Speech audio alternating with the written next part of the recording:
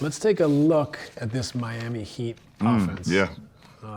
You know, we have to give some nods historically. One to Memphis last year, who ran this screenless offense. You know, Memphis last year was setting 42 screens per 100 possessions. Miami is only setting 17. I mean, 42 was by far the lowest. 17 is exceptionally low for amount of screens in a league that is pick and roll heavy, right? Like almost every possession has a pick and roll or a DHO, which we consider a screen. So it's fascinating. So for some context, you know, this offense started at St. Joseph's of Maine, a D3 school, where the coach had got a former player to, you know, give him some advice. And I think with the seeds from the old read and react offense and some things that they had spoken about and put together, they created this offense where basically a player drives the ball. If they drive the ball right, everyone shifts and cuts right. So if you drive the ball to the right side of the lane and there's two guys on the right side, the corner guy cuts the baseline and the high quad guy slides down to the corner, which in itself is I think, great movement because the help can get comfortable. So you move the help, you ask questions, and when a guy drives, everyone's first inclination is to move towards the ball and support, if not with their feet, with their eyes. So if guys are relocating behind you and asking the help questions, you know, that can become very difficult for a defense. The second part of that is take the other side. When that guy drives right and the guy on the left side comes in behind him, his defender's first reaction is try to sink and help the helper. But that guy's filling in way behind him. So you're kind of putting the defense in these really difficult positions. But the number one thing I think Miami's doing that's interesting is playing quicker.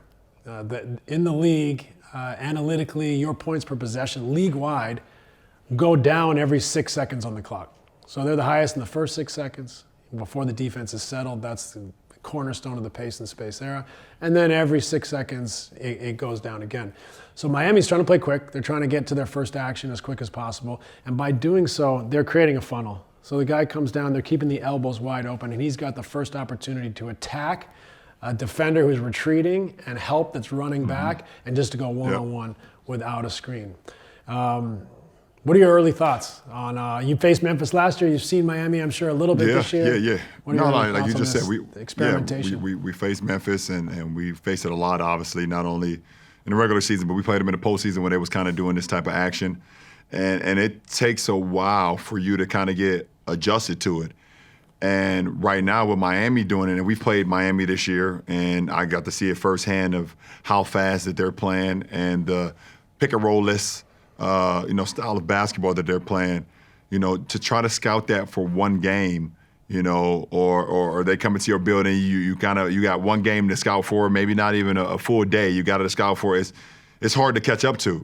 It's hard to catch up to, and I think it's working in their favor. I think without Tyler Herro, who is a very good pick and roll player, they've kind of switched off of it, and allowed now kind of just more freedom of movement, freedom of get off the ball, if you don't have it, drive, get everything, the wheel, kind of call it the wheel, to get to this wheel action, and yes, and I think that Bam has had a couple games this year. I know he's injured right now while we're right now at the point of us taping this. But he's had a few games where he's had multiple three-pointers made, and that is helping him as well. They don't have to have anybody in the paint. And when you have a lob threat like the kid Ware, you got those guys. You got Jaime Jaquez, who's very fast with the ball. Wiggins very good downhill. Davion Mitchell very good downhill. Norman Powell very good downhill. It fits their demographic. It fits their personnel.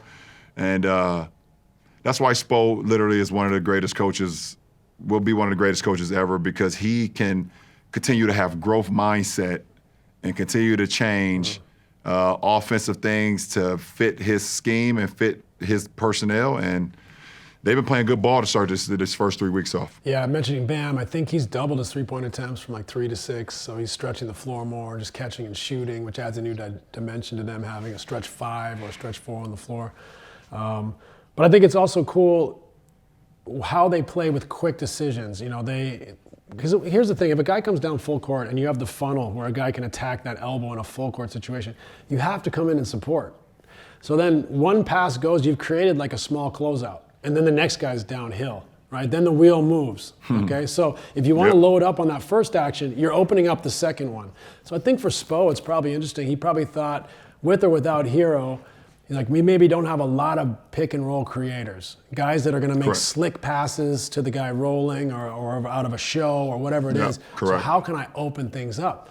First thing is by playing fast. Second thing is then let's move the help. Let's play early. Let's see how much people come off. If not, guys like Jaime Jaquez is cooking people. He's getting downhill. He's creating. He's making plays, and that's the first domino. Now teams are in blender, as we talk about. I think it's interesting how they use the slot cut. So, or if two are stacked on one side and the ball's moving, that first guy cuts, that makes the bottom defender just pause for a second on the cut. The guy slides out of the corner. Now they've created another small closeout, right?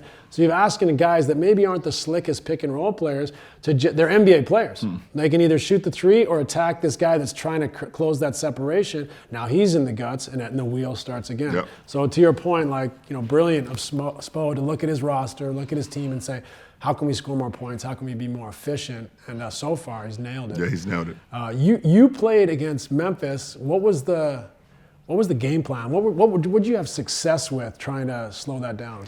Well, obviously, when you play in Memphis, the number one thing is the point of attack, and that's getting back and getting loaded to Ja. You allow Ja to play in the paint and break down your defense. It's going to be a long night. So the point of attack is always been Ja, and then finding Jaren Jackson Jr. In trail spots, because he loves to shoot the trail three, and play off the closeout game, when you're not in position. So, they did a good job with that wheel action on keeping you off balance. Obviously, Desmond Bane has moved on to Orlando, but he was there as well, and it created a lot of stress on your defense because of his ability to shoot the ball as well, and he was really good, being a downhill right-hand driver as well. So you just try to get a feel, especially in the playoff series. That's the best thing about a playoff series. If you've built something all year, you can't change. You can't just all of a sudden just scrap your whole offense and your demographic and things of that nature. So, you do get an opportunity to kind of find a rhythm to it. Doesn't mean it's easy to guard because it's not, but you get a little rhythm to it and you're able to make some adjustments on, how can we, set up a points per possession or, being, 1.1, how do we get it down to 9 point, it's a 0.95, how do we continue to crack down on it where now it's, game 3, now it's, 0.90 instead of 1.3 what it was game 1, so, you're just always trying to find nuances defensively on how you can, get better with it. Interesting to see if Spo puts Herro in pick and rolls when he comes back. He's obviously a gifted pick and roll scorer. At the same time, I could see him be amazing.